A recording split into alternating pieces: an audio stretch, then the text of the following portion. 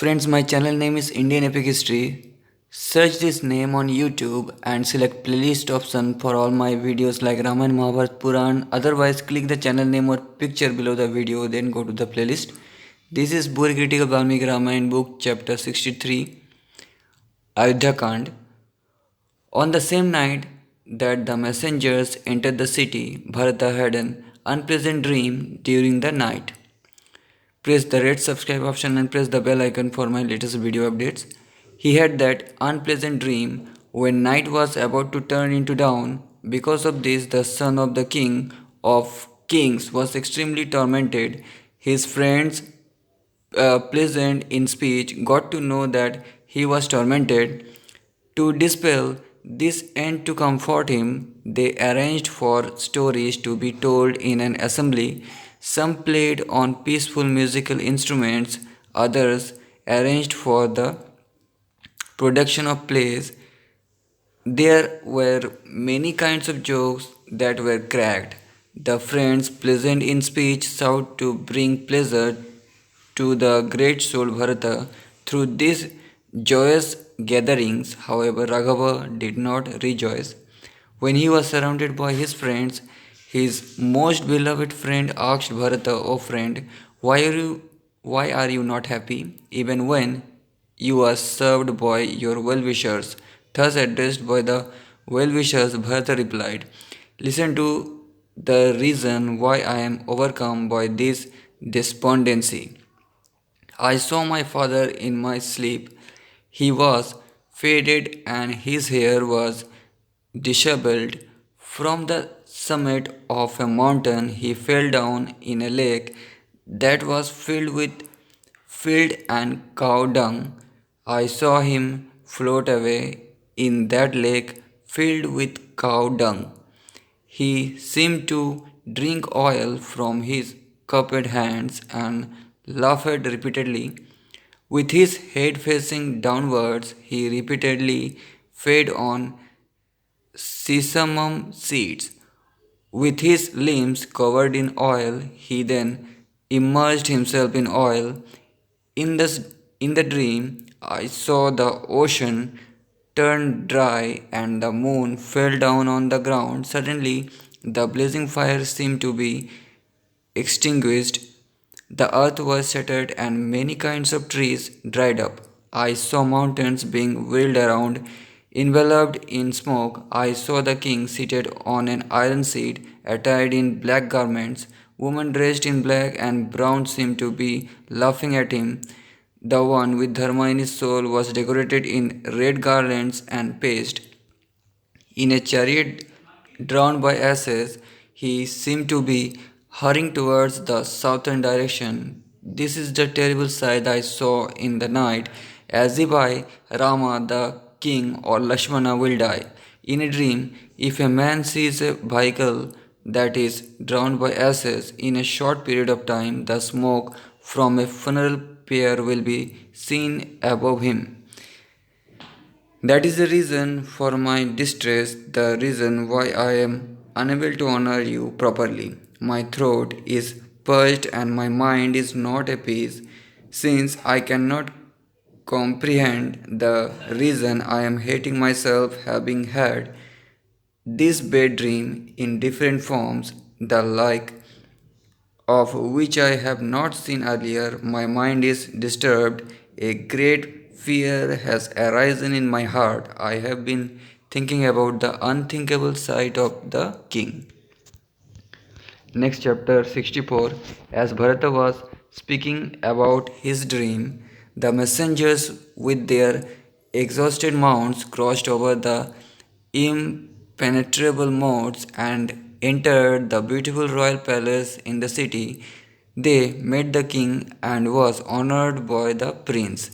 Having touched the king's feet, they addressed Bharata in these words: "The priest and all the ministers have asked about your welfare. You should have quickly. There is an extremely urgent task that you have to undertake, O son of a king. This complete collection of 30 crore is to be given to the king, your maternal uncle." Bharata was devoted to his well-wishers, and except all this, having honored them with all the objects of desire, he told the messengers, I hope that my father, King Dasharatha, is well. I also hope that the great soul Rama and Lakshmana are healthy. Is Rama's intelligent mother Kaushalya healthy? The noble one knows about Dharma and is devoted to Dharma. She possesses the insight of Dharma. In the mother in the middle, Sumitra, who knows about Dharma and is the mother of the brave Lakshmana and Satrughna, healthy. My mother Kaikeyi always pursues her own desires. She is wrathful and prone to anger through she prides herself on her wisdom. What has she said? The messengers were thus addressed by the great soul Bharata. They respectfully replied to Bharata in the following words: O tiger among men, everyone that you have asked about is well.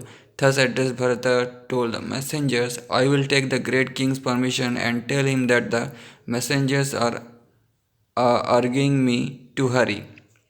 Bharata, the son of the king, told the messengers this. Having urged the messengers in these words, he told his maternal uncle, O king, the messengers have urged me to go to my father's residence. Whenever you remember me, I will come here again. Having been thus addressed by Bharata, the king, his maternal uncle, beheld the fragrance of Raghava's head and addressed him in these auspicious words, O son, go, you have my permission. Kaikeyi has a good son like you. O scorcher of enemies, tell your mother and father that I have asked about their welfare. O son, ask about the welfare of the priest, the other excellent Brahmanas, and your two brothers who are great archers, Rama and Lakshmana. The king of Kakya generously offered Bharata gifts of excellent elephants, colorful blankets, and deer skins, riches, 2,000 gold coins, and 1,600 horses. The king of Kakya honored Kakya's son by offering all these riches.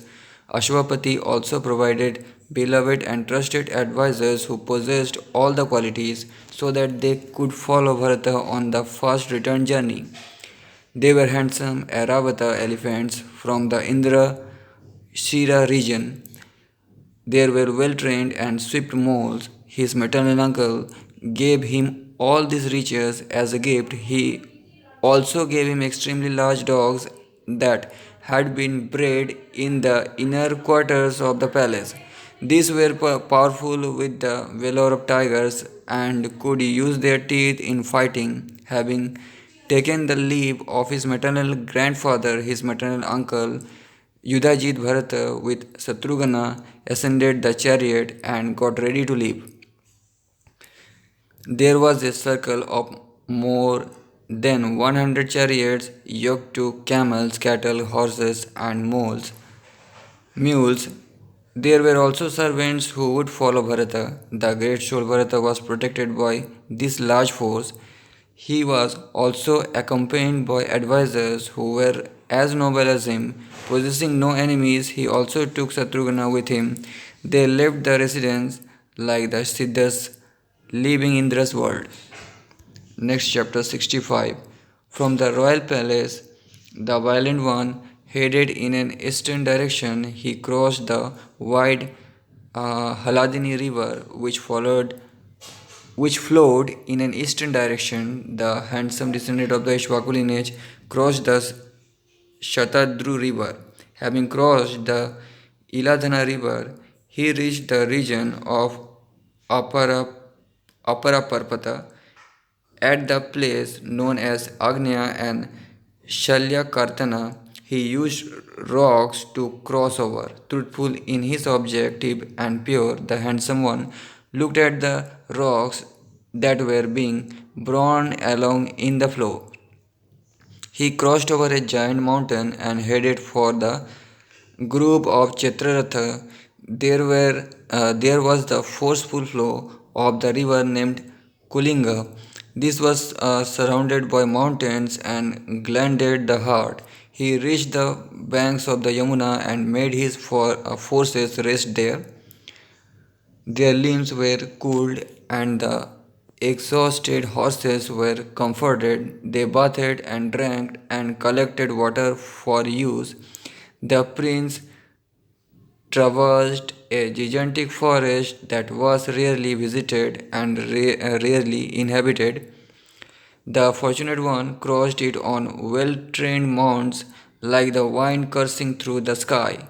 He reached Jambuprastha, located on the southern parts of the Torana region. Dasharatha's son reached the beautiful village of Varutha.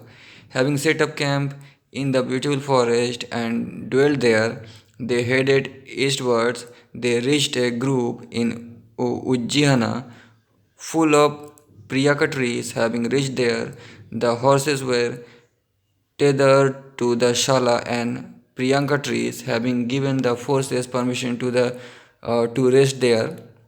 Bharata left swiftly. He spent some time in Sharvatirtha and crossed the Uttanaka river. Using the horses, he crossed many other mountains, rivers, astride and elephants. He crossed Kutika. The tiger among men crossed the Kapivati at Lohitya. He crossed the Sthanumati at Ekashala and the Gomati river at Vinata. He reached a grove of shala trees in the city of Kalinga. Through the mounts were extremely exhausted, Bharata proceeded swiftly. Through the night he swiftly traversed through the forest. When the sun was about to rise, he saw the city of Ayodhya built by King Manu. Having spent 7 nights on the road, the tiger among men saw the city. From the chariot, he saw Ayodhya in front of him and told the charioteer, O charioteer, Ayodhya can be seen at a distance like a mass of white clay. It is illustrious and filled with sacred groves, though it cannot be seen clearly from here. Because of sacrifices performed, it possesses all the qualities and it is full of brahmanas who are accomplished in the Vedas. It also has a large number of aged people protected by the best of royal sages. Earlier, a large and tumultuous sound used to be heard from Ayodhya in every direction, spoken by the men and women. However, I do not hear that today. In the evening, in every direction, the gardens would be full of sporting men who would run around. However, it seems to me to be otherwise today. Abandoned by those who seek pleasures, the gardens seem desolate now. O charioteer, to me, the city seems to be like a forest. Vehicles cannot be seen there, nor can the neighing of horses be heard. Earlier, the best among men used to constantly enter and leave. I see many kings of evil signs and inauspicious portents. That is the reason my mind is distressed.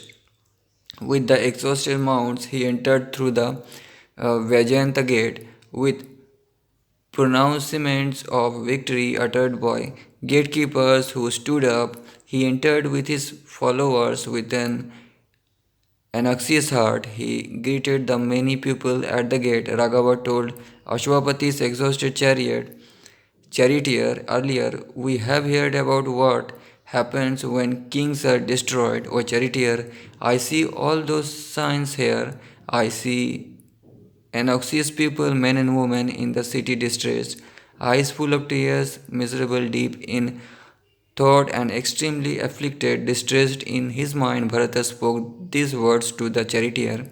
Witnessing all these on inauspicious signs, he proceeded towards the royal palace. He saw the city, which used to be like Indra's city. The tops of the gates and houses and the roads were deserted. The red gates and the machines on the gates were covered with dust. He saw many such things that were disagreeable to the mind, those that had never been seen in the city earlier. He was unhappy and distressed in his mind. With his head lowered down, he thus entered his great soul father's residence. Next chapter 66.